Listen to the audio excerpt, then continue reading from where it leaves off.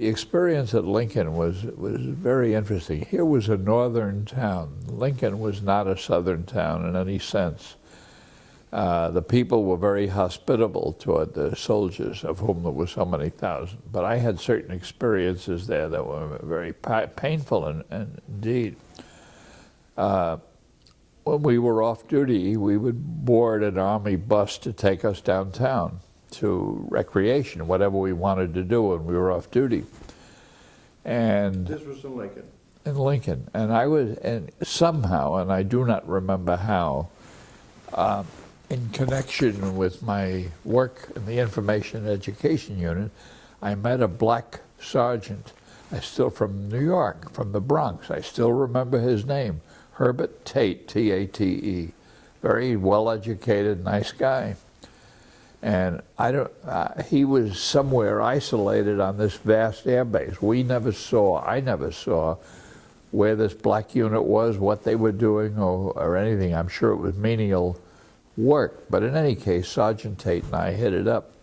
And one night we decided to go into town together. And again, it must have been through the Information and Education Office, because I would not have had any other contact with him.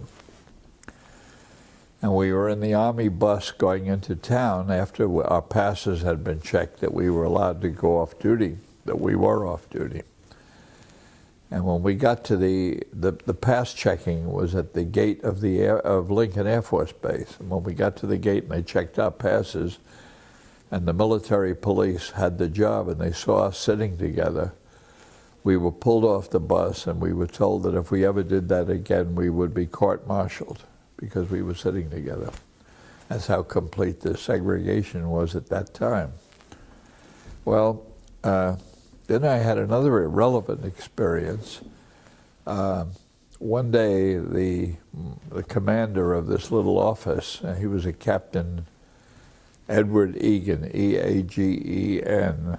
He came from Cincinnati, Ohio. I think he had worked for Procter & Gamble before the war. He was a very decent guy. And he said to me, Sergeant, we just got a film from the Pentagon we're supposed to show to the colored troops. I'd like you to take a look at it and see what you think. So he handed me the film, and it was titled The Negro Soldier.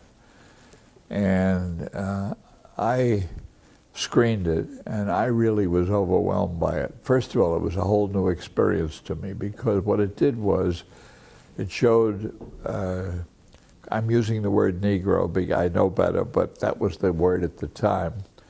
It showed Negro middle-class life in America in a very honest, nice way. The churches, the homes, and so on and so on. In other words, to dispel some of the stereotypes. And then it went back and it showed the history of Negroes in the struggle for American independence, all of which was new to me. I knew nothing of this, and I can tell you vividly what it was. It showed the famous painting of Washington crossing the Delaware by Emanuel Leutze. And then the camera zoomed in to Washington standing there in the boat crossing the Delaware, and it panned down, and there was a close-up of a Negro sailor right next to Washington. And I had never seen this in all the years I had been supposedly familiar with this painting. And then it showed the Boston Massacre, Paul Revere's famous engraving of the Boston Massacre. And there were the first American to lie dead from the British Redcoats. And who was it? It was Crispus Attucks with a black face. Never knew that before. And so on. And it went through American history, and it had an enormous impact on me, very favorable impact on me. And there was a feeling I had. It was a remarkable film, because here was the Army practicing total segregation, and here they're asking Negro soldiers to fight for freedom when it wasn't there. But it was handled with great honesty, and I liked it. So I went back to the captain and I said, well, sir, it's a very good film, but I think we should show it to the white soldiers also. I think it would do them more good than the black soldiers. So he was a pretty decent guy, and he agreed, and we showed it to thousands and thousands of Air Force people at Lincoln Air Force Base. The first time, I'm sure it was just as new to them as it was to me. In later years, I was interested in getting a copy of that film, and I had a lot of difficulty finding it. And maybe 25 years later, I found it on the web on Blockbuster, and I bought a copy for 10, 20 bucks, and it was just as good as I remembered it at the time. But it was a good program, because the information and education program, because it was honest.